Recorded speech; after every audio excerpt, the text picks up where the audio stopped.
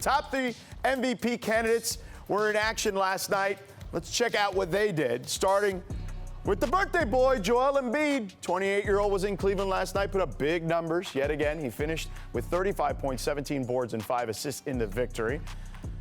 Oh, man, it was his 32nd 30-point game this season, the most by any player. Staying on the MVP Express, Giannis Antetokounmpo went to work against the Kings last night. The Greek freak dropped 36 points to go along with 10 boards and 2 steals, and a block for that matter. Giannis now has 5 straight road games with 30-plus points after the game. He tried his best to tap into his inner Stone Cold Steve Austin. Wait a second. Let me see this. What was Giannis doing? I don't usually drink, but I'm gonna take a sip. I can't do it. I'm not that good.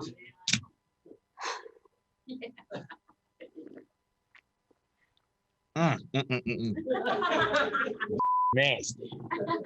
No. Giannis, that was a terrible attempt, I'll say, at being Stone Cold Steve Austin. You're great at a lot of things, but that wasn't it. Now, off to D.C., where the Wizards got all of Nikola Jokic, man. Jokic scored 29 points on 10 of 14 from the field, 2 of 2 from three-point range, 7 of 7 from the charity stripe, and added 13 boards and 8 dimes. He now has 23 consecutive games with a double-double, the longest streak in Nuggets franchise history.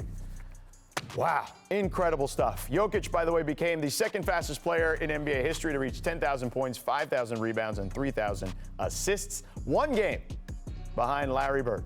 That's wild. However, Jokic has been on the floor for over 4,000 fewer minutes than Bird when he reached that mark last night. We now welcome in ESPN NBA senior writer Brian Windhorst and the host of the Hoop Collective podcast. So, Wendy, it's your turn to hop on this MVP Express. What will be the difference in the MVP race? What do you think it comes down to?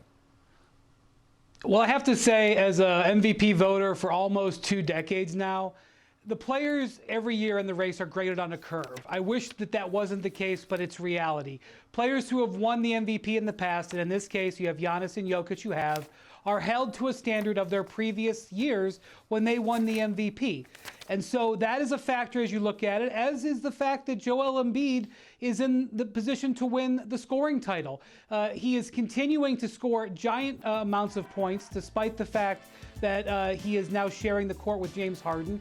And, his team is in an absolute dogfight for positioning with Giannis's Bucks. They're neck and neck to see who could be 2-3 in the East, and that could mean avoiding a date with Brooklyn in the first round. So all of these things are there. I think Embiid has put forward a very impressive case, and while Jokic and Giannis are playing great, Embiid isn't yielding any ground, and that's relevant.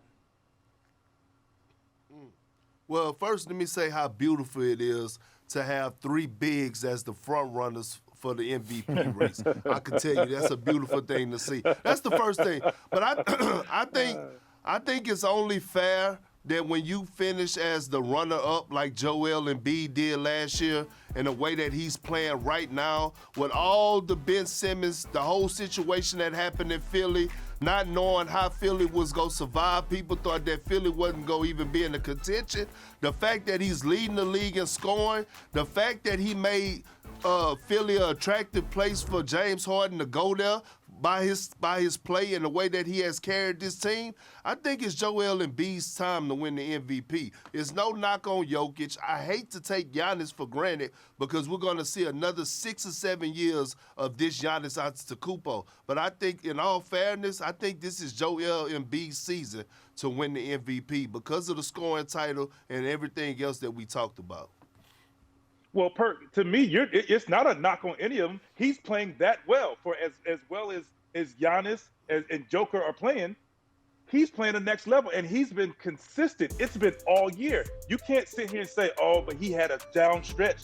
He has been phenomenal all year. And then to add to it, like you said, they're in the running. They have an opportunity to play for first place.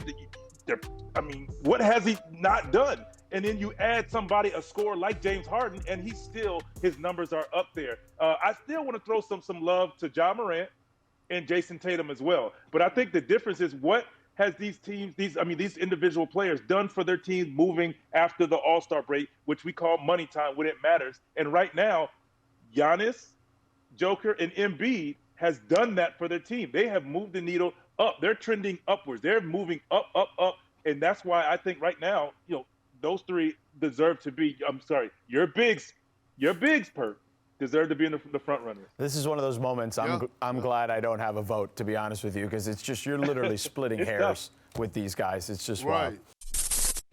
Thanks for watching ESPN on YouTube. For live streaming, sports, and premium content, subscribe to ESPN+.